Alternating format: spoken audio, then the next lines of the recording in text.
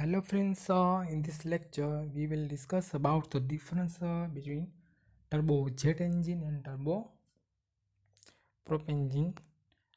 Uh,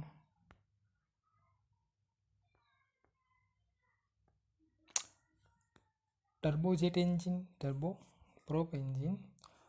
Power output of a gas turbine is used to drive the compression and auxiliary. Turboprop engine power output of turbine is used to drive both compression and propeller. અહીંયા જે પણ ટર્બોજેટમાં power output મળે છે gas turbine દ્વારા એનું utilise compression એની ઓક્ઝિલરીને ચલાવવા માટે થાય છે, જ્યારે ટર્બોપ્રોપમાં જે પણ પાવર આઉટપુટ ટર્બાઇન દ્વારા મળે છે એનું યુટિલાઇઝ કોમ્પ્રેશન અને પ્રોપેલર બંનેને ચલાવવા માટે થાય છે. ટર્બોજેટ એન્જિનમાં there is the no need of any gear reduction unit. અહીંયા ગિયર રિડક્શન યુનિટની જરૂર પડતી નથી ટર્બોજેટ એન્જિનમાં, જ્યારે gear reduction unit is necessary to drive પ્રોપેલરને ડ્રાઈવ કરવા માટે અહીંયા ગિયર રિડક્શન યુનિટની જરૂર પડે છે ટર્બોપ્રોપ એન્જિનમાં. Power to wet ratio is high. Power to wet ratio compare to લો. અહીંયા પાવર ટુ વેટ રેશિયો છે ટર્બોજેટમાં હાઈ હોય છે compare to turboprop engine. Thrust produce at the time of take off and climb is slow. Thrust produced at the time of a takeoff and climb is high. અહીંયા જે થર્સ્ટ produce થાય છે એ લો હોય છે, જ્યારે ટર્બોપ્રોપ એન્જિનમાં જે થર્સ્ટ પ્રોડ્યુસ થાય છે એ હાઈ હોય છે. Frontal area is less in turbojet engine. It needs more space due to પ્રોપેલરને લીધે અહીંયા જે સ્પેસ છે રિક્વાયરમેન્ટ ટર્બોપ્રોપ એન્જિનમાં એ વધુ હોય છે. Next, turbojets are suitable for longer flights at a high altitude and high speed. High speed સાથે અને હાઈ એલ્ટિટ્યુડે ટર્બોજેટ છે એ એની ફ્લાઇટ વધુ કરી શકે છે, જ્યારે દે આર ટર્બોપ્રોપ એન્જિનની વાત કરીએ તો they are suitable for low speeds and low altitude and short range of flight. Turbojet engine requires longer runway for takeoff and landing.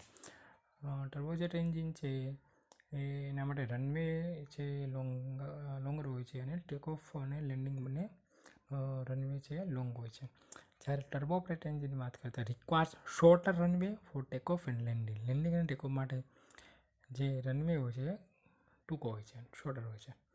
Operates efficiently at high speed.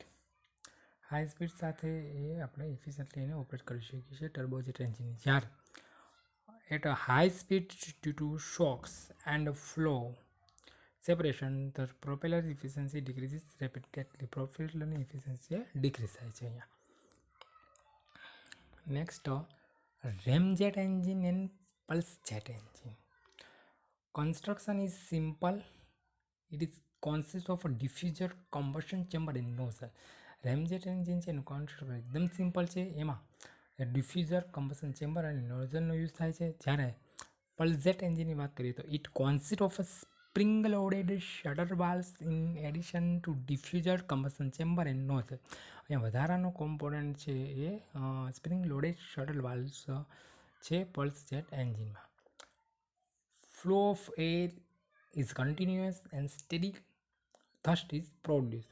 Ramjet એન્જિનમાં જે એરનો flow છે એ continuous હોવાને લીધે અહીંયા જે થર્સ્ટ એ એકદમ stable છે produce થાય છે, જ્યારે પલ્સજેટ એન્જિનમાં flow of air is intermediate, એટલે કે વારાફરતી હોય છે એરનો ફ્લો, એને લીધે steady thrust is not produce, steady thrust produce થતું નથી.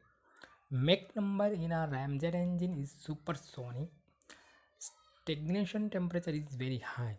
Mach number in pulseject engine may be subsonic and stagnation temperature is comparatively less.